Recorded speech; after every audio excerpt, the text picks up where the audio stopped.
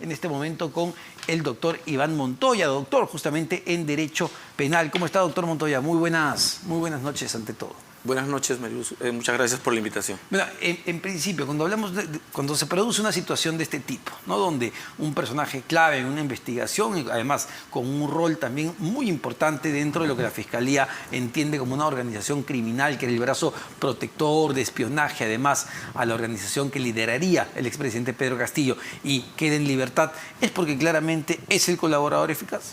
Es muy probablemente que haya sido el colaborador eficaz. Cuando uno lee la resolución de allanamiento, ve claves de algunos colaboradores hablando de manera en tercera persona, ¿no? Como si hubiera visto, y generalmente es para cubrir su identidad hasta que efectivamente se logren las primeras corroboraciones, ¿no? Aparentemente la Fiscalía habría considerado que ya se han dado esas primeras corroboraciones a través de documentos. Por ejemplo, puede haber sido esa fotografía, puede haber sido datos que han permitido obtener documentación determinada que la Fiscalía considera que son relevantes y que van en punto de corroborar la existencia de esa organización criminal que intentaba evidentemente montarse desde la cúpula del gobierno en el periodo de Castillo, y es un suficiente aporte para ir considerando en este momento su continuación del proceso en libertad, ¿no? Como parte, todavía no de un acuerdo de colaboración, porque creo que no lo hay todavía, pero sí como parte de las condiciones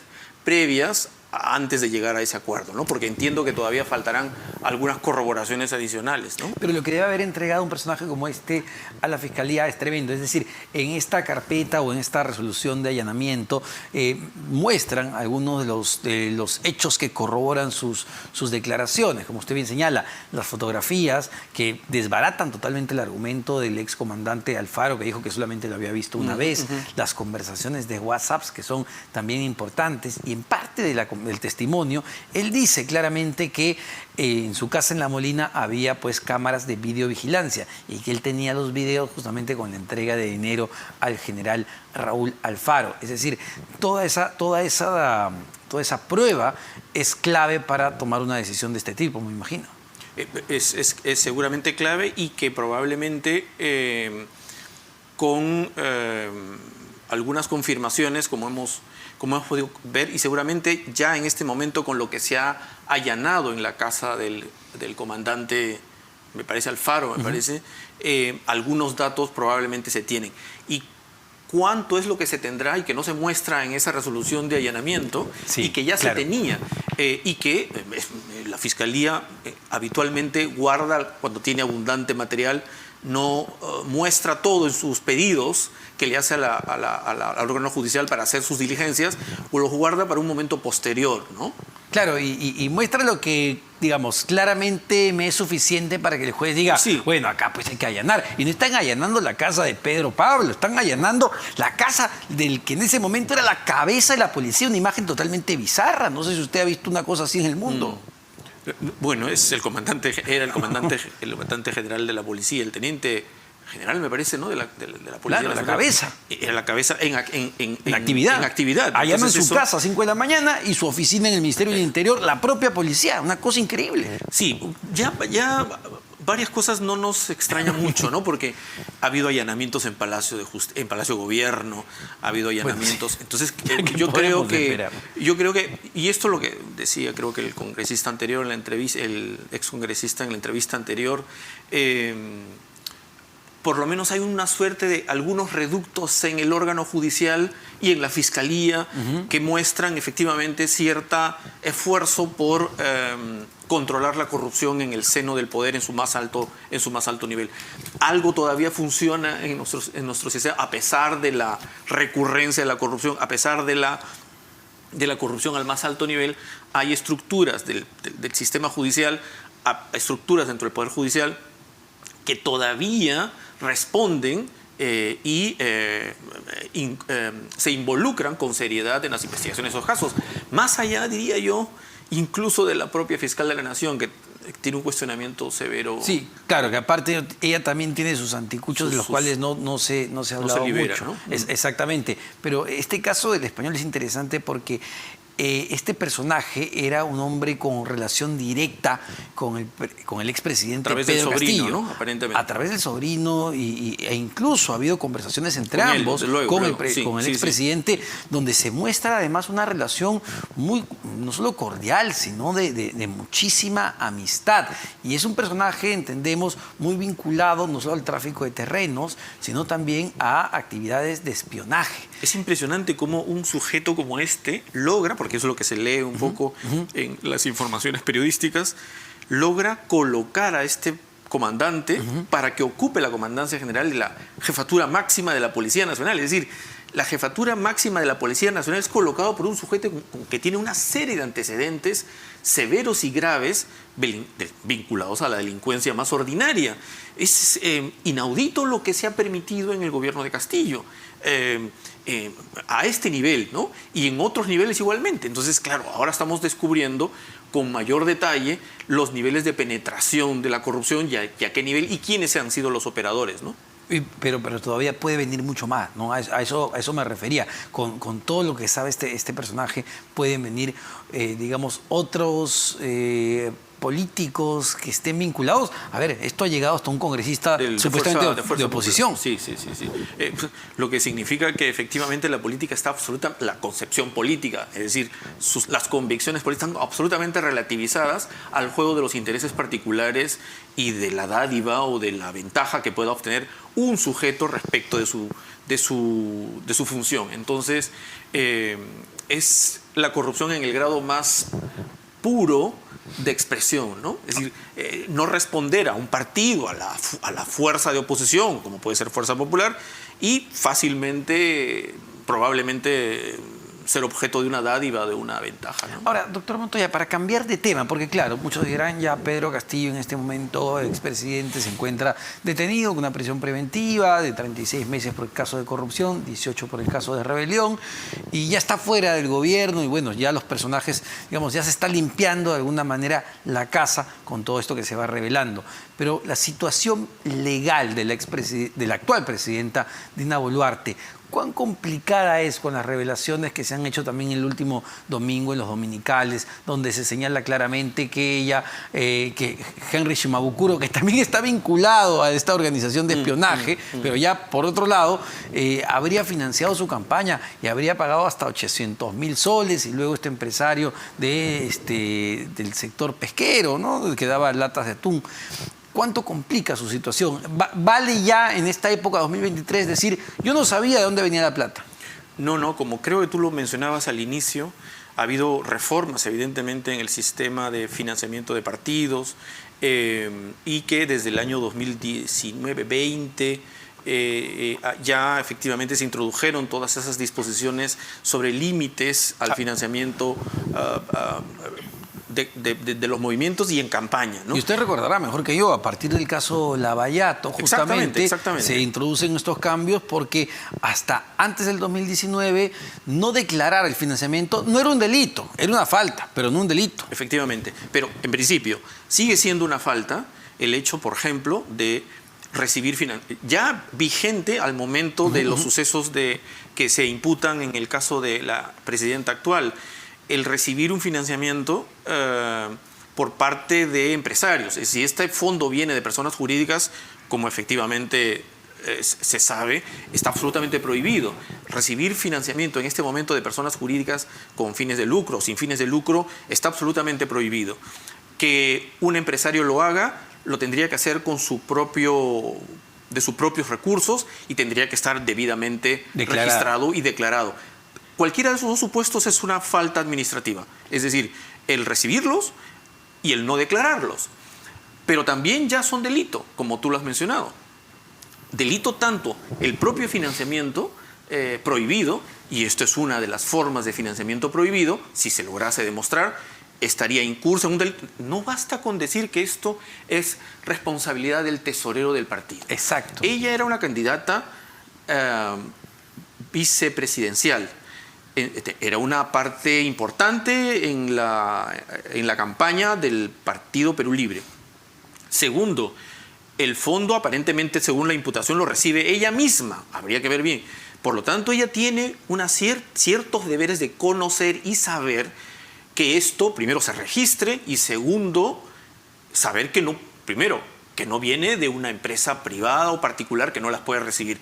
Si eso se lograse acreditar, que seguramente se va a abrir o ya se ha abierto investigaciones preliminares sobre ello, porque repito, ya eran delito al momento de los hechos, tendría que evidenciarse que efectivamente primero lo recibió de un empresario y producto de una persona jurídica privada, y que eso estaría prohibido. Entonces creo que las investigaciones van a ir por ahí y ella tendría que, no sé, su negativa tendría que efectivamente ver cómo se va desluciendo o no en función a las evidencias que se muestran, ¿no? Porque además llama la atención lo que reveló el día domingo Cuarto Poder, que claro, no solo están los supuestos 800.000 soles de Henry Shimabukuro que habrían entrado a través de la cuenta de esta profesora Maritza, que es la que hace la denuncia con las agendas, porque existen las agendas, existen fotografías donde se ve a Henry Shimabukuro con la actual presidenta Dina Boluarte, sino también está la declaración que señala que este empresario Beltrán, ¿verdad? 150.000, creo. 150.000, que le habría pedido Dina Boluarte 150.000 a este empresario Beltrán,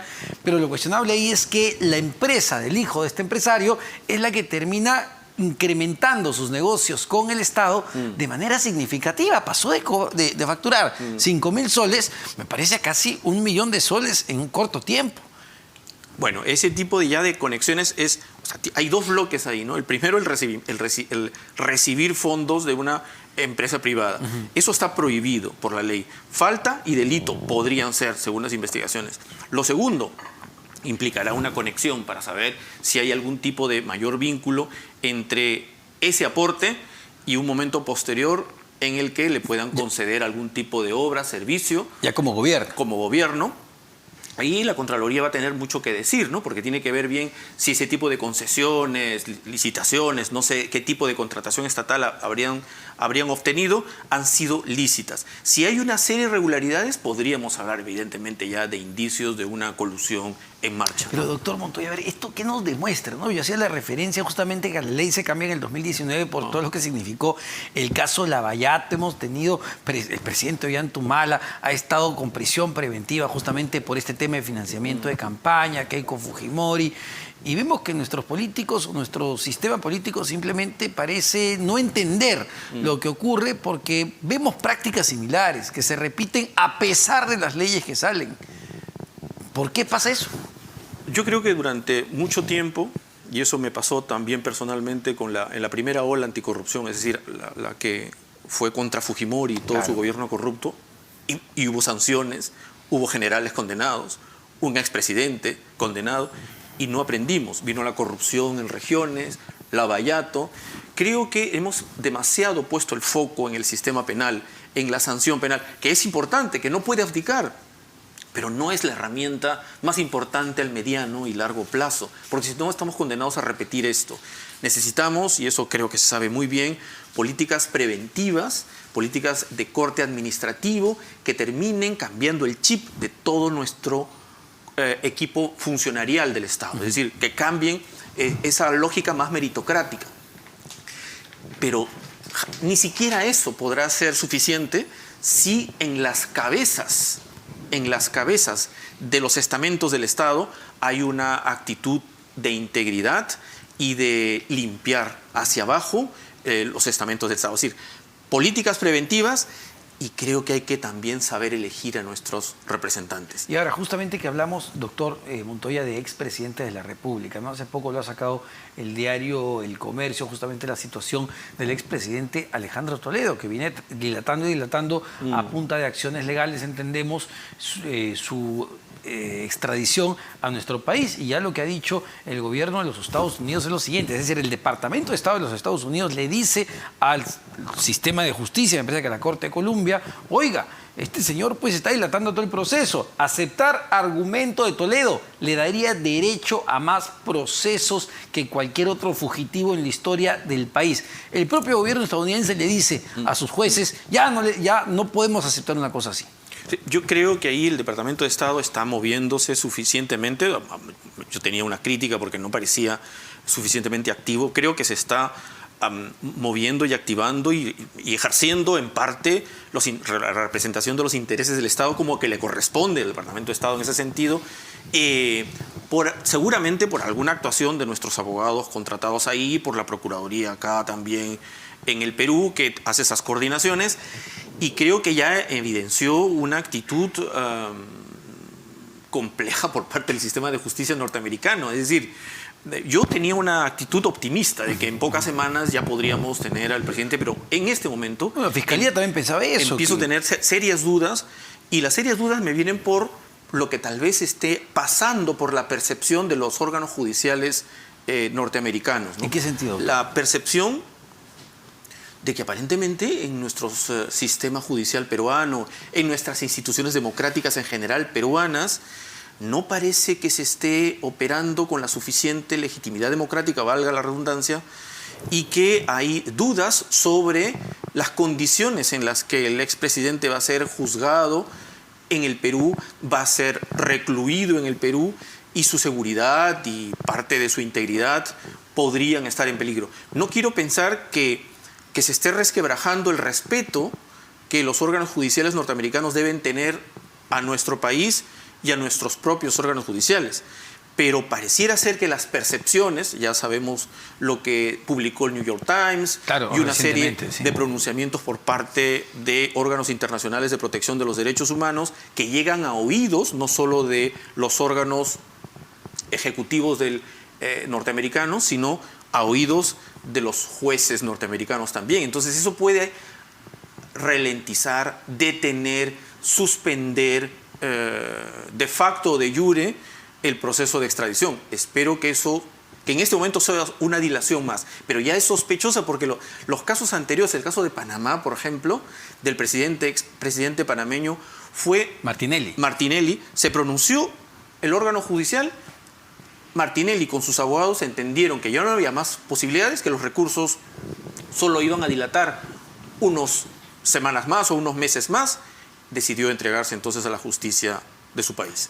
Pero ¿se puede llegar al extremo, doctor Montoya, de suspender el proceso de extradición con todo lo que ya se había avanzado? Y casi conversamos aquí en este espacio con el fiscal que estaba viendo el tema a cargo y decía que esto ya era cuestión pues de días, efectivamente, que ya Toledo iba a estar por aquí para hacer y responder a la justicia. ¿El proceso se podría caer?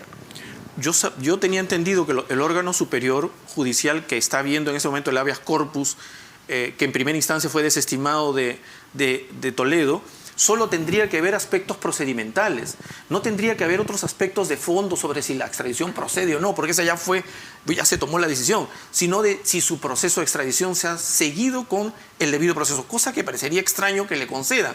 Por lo tanto, es extrañísimo que no se pronuncien sobre ese punto, ¿no? Por eso digo, es como si estuviera un juez a la expectativa de si me pronuncio o no y por las consecuencias de mi decisión respecto a lo que está ocurriendo en el Perú, ¿no? ¿Cuánto puede llegar a pesar, digamos, estos pronunciamientos que surgieron también semanas previas de intelectuales en Estados Unidos como Francis Fukuyama, que es un destacado intelectual en el mundo, no solo en Estados Unidos, o del propio Steve Levinsky, que es un profesor de Harvard que conoce mucho el Perú, que conoce la realidad peruana, pero que, bueno, curiosamente termina diciendo que no extraditen a Alejandro Toledo, que no se cumplen las garantías para que sea juzgado en nuestro país. ¿Un pronunciamiento de ese tipo de intelectuales de universidades puede tener cierto peso? Esto se suma a los pronunciamientos de New York Times sobre la situación peruana, y todo cala en lo que puede estar percibiendo los jueces. Los jueces no son, aunque uno los crea, totalmente asépticos a la política. Respiran por donde puede venir peligros o riesgos de sus pronunciamientos. Entonces, algún peso podrían tener. Yo espero que la Cancillería, nuestros representantes allí, debidamente informen que, más allá de los problemas que hemos tenido y que espero se den cuenta, los temas de impunidad con los decenas de muertos y la responsabilidad que el Ejecutivo tiene sobre ese punto, nuestras instituciones judiciales sí están funcionando. Nuestro órgano judicial ha dado muestras de una institucionalidad interesante. La Fiscalía lo mismo. Más allá en este momento de la cabeza de la Fiscalía que está en cuestión, el cuerpo de la Fiscalía está compuesto por eficientes fiscales en muchos campos, entre ellos estos. Entonces, confiar en el sistema de justicia peruano creo que es lo más importante en este momento, más allá de lo que puede ser la percepción política, ¿no? Espero que los jueces prime la imagen sobre la percepción de la institucionalidad judicial peruana más que de la percepción política que está ocurriendo en el Perú, ¿no? Muchísimas gracias, doctor. Como siempre, el doctor Iván Montoya, doctor en Derecho Penal. Vamos